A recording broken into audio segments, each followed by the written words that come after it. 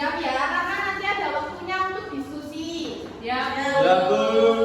Sebelum saya melanjutkan materi, saya akan melakukan absensi ya. Hari ini siapa yang tidak masuk? Sarah.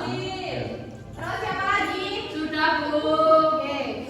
Jadi untuk sebelum ibu masuk ini kalian ada pelajaran apa belum? Sudah. Ibu siapa yang masuk? Oh, Pak Oka. Jadi hari ini ibu akan melanjutkan materi dari minggu lalu ya. Ya, Bu. Kemarin kan kita sudah belajar tentang kebijakan fiskal. Ya. Dan sekarang kalian tebak kira-kira ibu akan menjelaskan materi apa? Kebijakan moneter. Tuh, berarti kalian tadi malam udah belajar ya? Sudah, Bu. Kalau kalian sudah belajar tentang apa itu kebijakan moneter, kira-kira apa yang kalian ketahui tentang kebijakan moneter? Yang terlintas di kepala kalian apa? Lupa, Bu. Lupa. Ya. Yang dari sebelah sini apa? Lupa, Bu. Waduh. Jadi anak-anak, kebijakan moneter ini merupakan kebijakan yang diambil oleh Bank Sentral untuk mengatur jumlah uang yang beredar dalam perekonomian. Kemudian kebijakan moneter ini terdapat tujuan. Di sini ada 5 tujuan dari kebijakan moneter. Anak-anak silakan kalian juga lihat PPT yang sudah ibu share di grup ya. Ya, Bu. Di situ terdapat 5 tujuan kebijakan moneter. Yang pertama itu untuk menjaga kestabilan ekonomi. Stabilitas ekonomi ini merupakan suatu keadaan di mana pertumbuhan ekonomi itu berkembang secara terkendali dan berkelanjutan. Yang artinya pertumbuhan antara arus barang dan jasa itu harus seimbang. Untuk yang kedua itu meningkatkan kesempatan kerja. Dengan menerapkan kebijakan moneter, yaitu dengan mengatur jumlah uang beredar di masyarakat, maka perekonomian itu akan menjadi stabil. Nah, perekonomian yang stabil ini akan mendorong dunia usaha untuk melakukan investasi baru yang pada akhirnya dapat menyerap tenaga kerja dan meningkatkan kesempatan kerja. Yang selanjutnya itu menjaga kestabilan harga.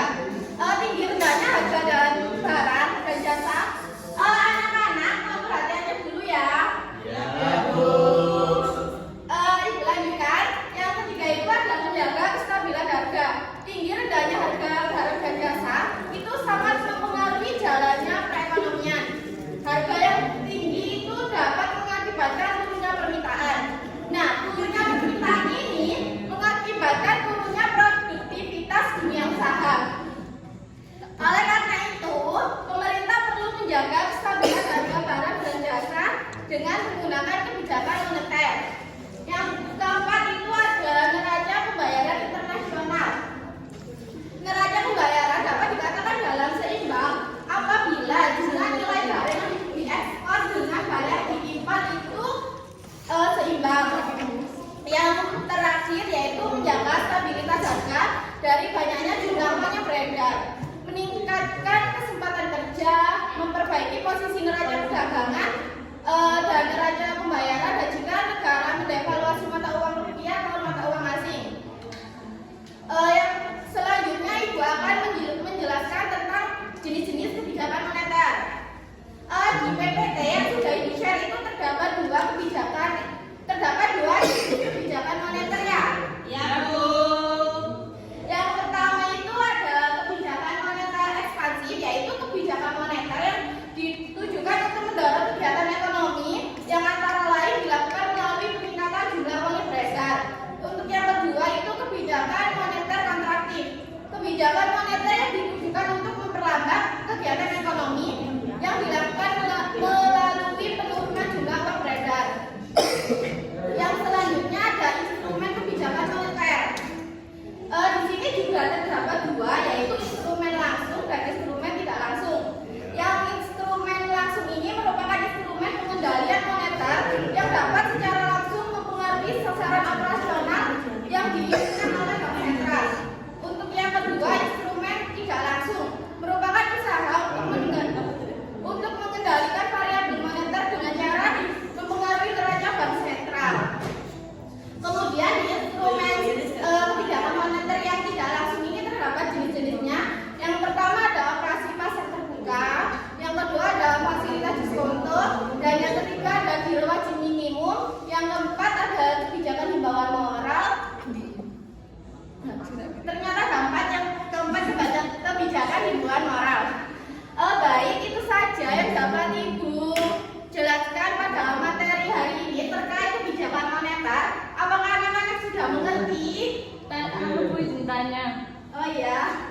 Tadi kan Ibu menjelaskan bank sentral dan inflasi.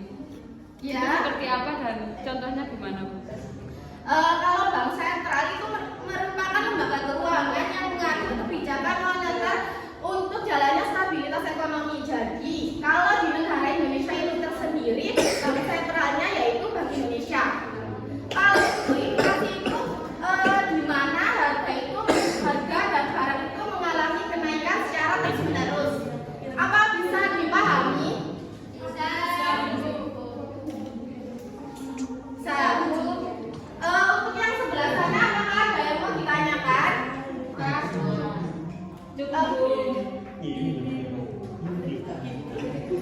Jadi kalau tidak ada yang ditanyakan, Ibu akan membagi kalian tugas kelompok. Untuk kelompoknya yaitu sama dengan pelajaran sebelumnya ya. Iya, Bu. Anak-anak, jadi silakan kalian kerjakan tugas ini sesuai dengan kelompoknya kalian. Dan kalau waktunya tidak cukup, bisa kalian bawa ke rumah. Dan untuk mengerjakan tugas ini kalian juga lihat media pembelajaran yang sudah Ibu berikan di grup ya. Di grup yang sudah Ibu share. Bisa dipahami? Paham, Bu. Di sini Ibu ada 4 kelompok ya.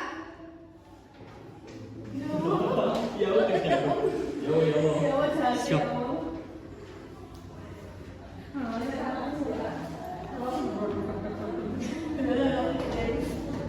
Pandai tukang syuting. Anak-anak, Ibu beri waktu kalian selama 10 menit. Silakan untuk kalian lihat video yang sudah Ibu share di grup dan kerjakan tugas itu secara berkelompok. Ya, Bu. Ya, Bu. Bu, waktunya sudah mepet.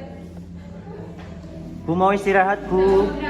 Waktu istirahatnya kurang berapa menit? 1 menit. 2 menit, Bu.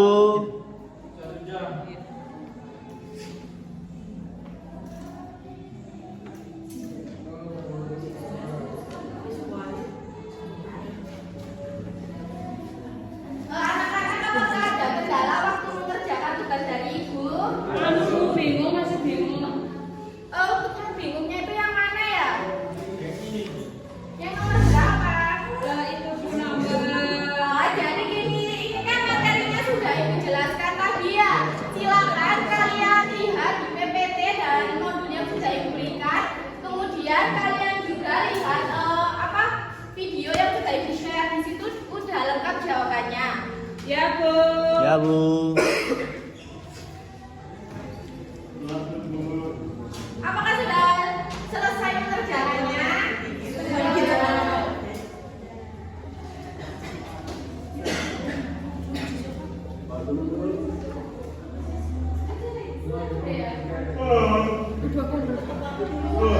Baik anak-anak, apakah sudah mengerjakan apa belum? Sudah. Yang mengerjakan satu kelompok atau satu orang? Satu kelompok, Bu. Dia nggak ngerjain, Bu. Dia nggak ngerjain, Bu. Nanti yang nggak ngerjain dapat nilai Sekali saja ya, Bu. ya.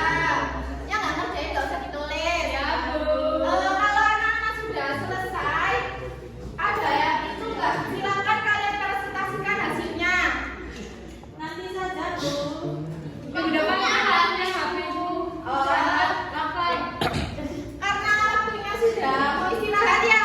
Iya, Bu. Ini jam pertama apa jam berapa? Ketiga. Masih jam 10, masa udah lapar? Sudah belum makan, Bu. Jenenge manusia bukan nabi. Oke, baik. Jadi anak-anak, silakan tugas kelompok itu kalian bawa pulang. Ya, Bu. Kalian kerjakan secara berkelompok. Di depan kalian kumpulkan dan presentasikan di depan kelas. Ya, Bu. Ya, Bu. Sebelum kita mengakhiri pembelajaran hari ini, Ibu minta kalian untuk menyimpulkan dari materi hari ini. Baik, kalau anak-anak tidak ada yang mau menyimpulkan, jadi dari pembelajaran hari ini kita telah mempelajari beberapa tentang kebijakan moneter yang diantaranya itu pengertian, yang kedua tujuan, yang ketiga jenis-jenisnya, dan yang keempat instrumen. Silakan itu nanti dipelajari anak-anak. Ya, Bu.